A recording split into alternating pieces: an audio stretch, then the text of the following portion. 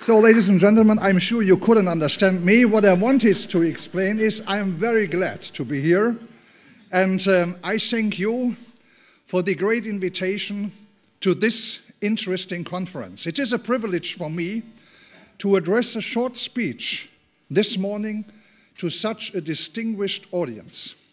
When I visited Montenegro the last time, 7 years ago, in 2004, the situation was a totally different one.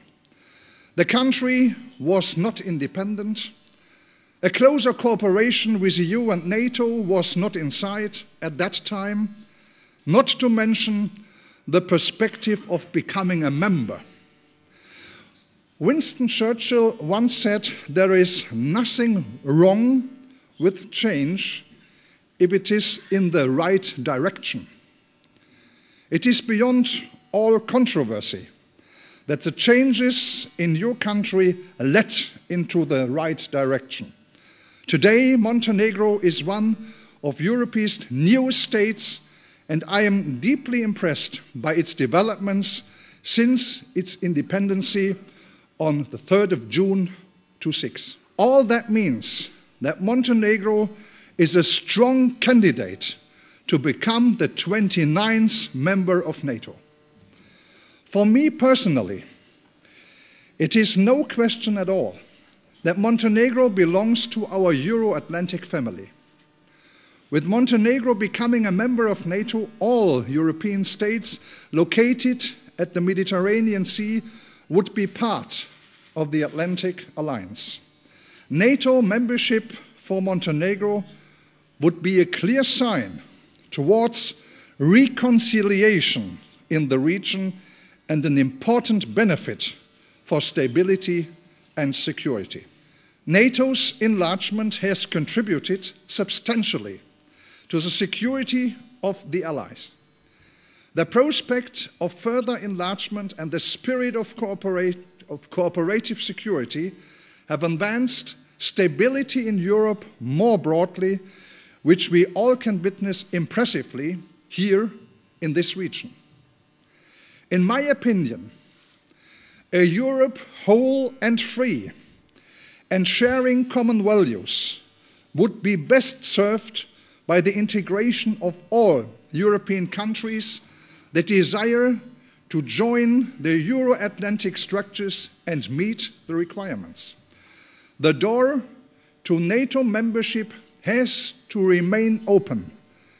And I say this door is open to all European democracies which share the values of our alliance, which are willing and able to assume the responsibilities and obligations of membership, and whose inclusion can contribute to common stability and security.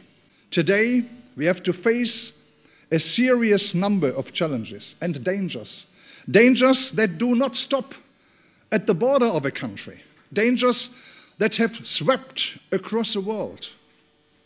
International terrorism, the proliferation of weapons of mass destruction, piracy, failed states with a complete absence of state structures, along with migration flows triggered by war and violence, water shortages, interruption of energy supplies, and cyber war. NATO had to find new answers to these challenges, as it wanted to continue to fulfill its fundamental purpose to safeguard the security to its members. Ladies and gentlemen, it is needless to say that you, Savo, and your friends have chosen the most important topics for the future of the Alliance for this conference. But please allow me to put a further topic on the agenda: communication and public debate about NATO. As President of Atlantic Treaty Association at NATO Parliamentary Assembly, it is my firm belief that this topic is both crucial for the future of NATO and for integrating Montenegro and other countries of the Western Balkans into NATO. And let me speak now as member of a German parliament. We have a parliamentary army. And whenever we send soldiers outside in missions, we need the support of parliament. And the parliament needs the support of people. If we lose the support of people, their hearts and minds for the necessity of missions, we all have lost. And so we have to do more to communicate what NATO is and what it does. To achieve this, the support of people, that there are some people, maybe many people, who cannot forget NATO's operation in Kosovo, 1999, which has also caused the deaths of innocent people, including children. But that is a past.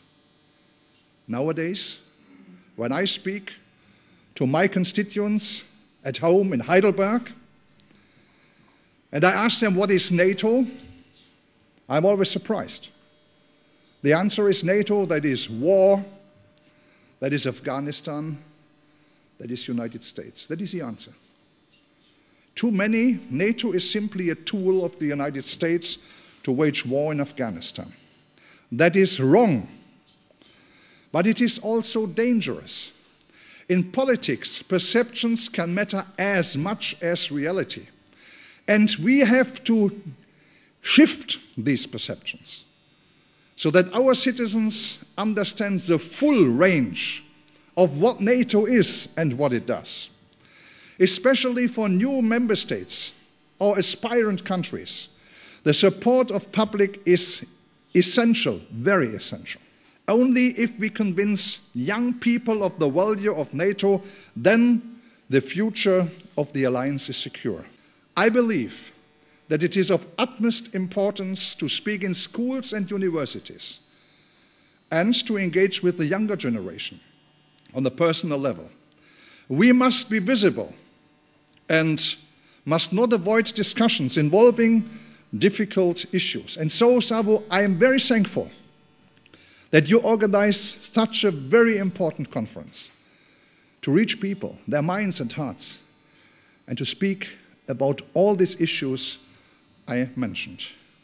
We have to go to schools, to universities, to conferences like this, to speak to older and to younger people, and explain NATO's role for peace and stability in the 21st century.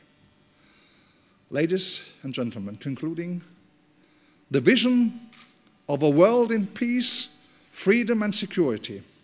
This is a vision of Atlantic Treaty Association. This is a vision of NATO. This is a vision of all of us. But in our world today, security and stability are not a natural state of affairs. We need to work hard to achieve and to maintain them. We have learned time and again that we are stronger together and weaker apart. With all of us working together and with your help and support, I am confident that we will witness a successful future of NATO, with Montenegro being a member and strong partners at your side, among them my country, Germany.